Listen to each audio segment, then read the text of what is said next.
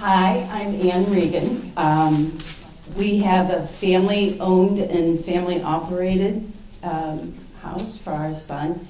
I have had the benefit of knowing most of these wonderful, smart, creative people, and we all, when you hear from Judy, you'll hear it all just keeps going on.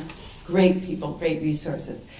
So I always had a dream that when people would say, well, what about Tim? And I would think, he's going to move next door. He's going to live next door. And timing had it that we were able to buy the house next door.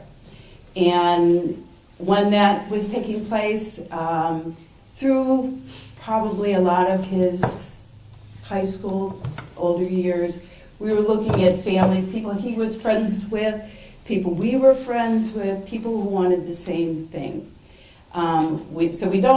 Tim just got on a waiver, and I just got certified about 4 weeks ago. So that might change some things a bit, but in the meantime, it's all been family support. We have cameras, we have Nest, which are the smoke detectors and all that.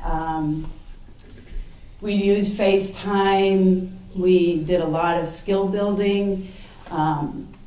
As somebody said here along the way, it was a transition. I had also heard from other families that when their kids got into their own place, it was like night and day.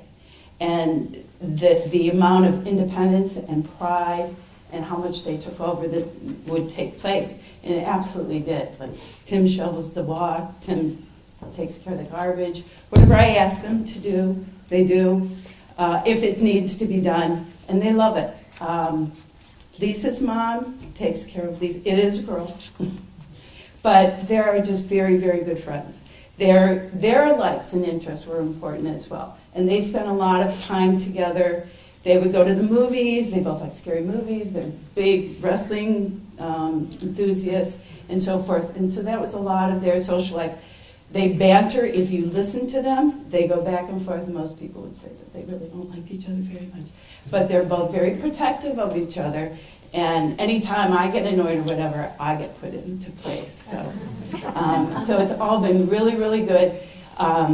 Lisa's mom takes care of Lisa. She takes care of her laundry. She takes care of her meals, however they're going to plan them.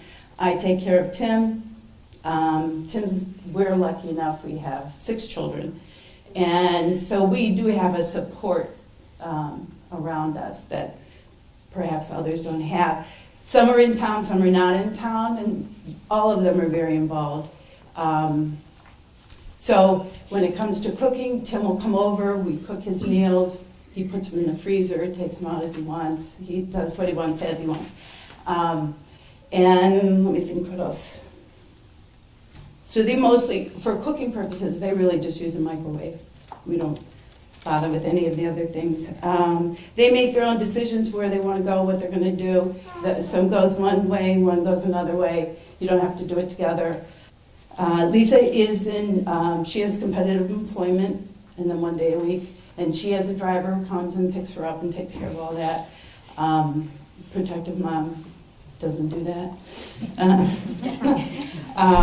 But we don't spend, because of the cameras and because of the routines that we have built up, I spend very little time. I actually, every day I have to check, did I talk to Tim today? Did I do this, did I do that? One little snafu, he is just stepping into a new job, and I have discovered that he has flipped his nights and days. And so I've been trying to work with him the past week, and so he called me, and he said, because I said to him, you got to stay awake, and you got to do this, and we moved on. And so he went home to his house, and I went in the house, and he called me and said, Mom, I'm a grown-up, I'm an adult, I want to do what I want to do. If I want to sleep, I'm going to go to sleep.